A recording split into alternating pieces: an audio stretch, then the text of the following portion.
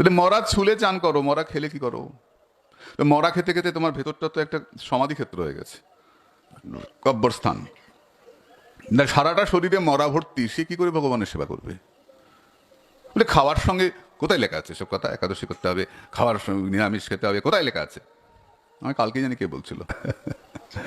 গীতার 17 অধ্যায়ে ভগবান খাদ্যাখাদ্যের বিচার করেছেন।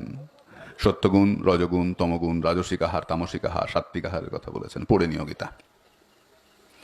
আগুন জ্বলছে, তুমি আগুনের মধ্যে যদি প্লাস্টিক ফেলো, কিসের গন্ধ বেরোবে? প্লাস্টিক পোড়া গন্ধ বেরোবে। যদি কর্পূর ফেলো, কর্পূরের গন্ধ বেরোবে।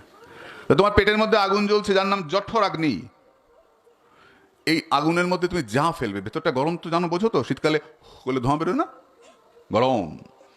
যা ফেলবে তুমি, যেই রকম ফেলবে সেই রকম তোমার মনোবৃত্তি তৈরি হবে।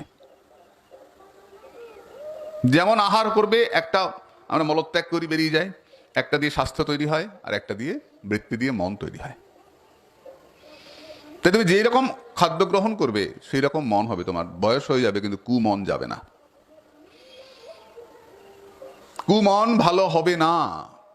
একদিনে হয় না কিরে মা, খাটের তলায় বাসন পড়ে থাকতে থাকতে ছোপ ছোপ দাগ লেগে যায় কাঁসা পেতলের বাসনে, বের করে দেখো না বিভিন্ন অনুষ্ঠানে কিন্তু ছোপ পড়ে যায়, তারপরে মাজতে মাজতে পরিষ্কার হয়। একদিনে পরিষ্কার হয়? একদিন মেজে আনলি কিছুই হলো না, একটুখানি গেল, আবার রোজ মাজতে মাজতে তবে গিয়ে চকচক করে। এটা পড়ে থাকতে থাকতে এটার মধ্যে দাগ পড়ে গেছে, বিষয়ের ছাপ পড়ে গেছে, একদিনে হবে না রে। হরিনাম দিয়ে রোজ মাজতে মাজতে তবে যদি পরিষ্কার হয়। চেত তর্পণ মার্চনম।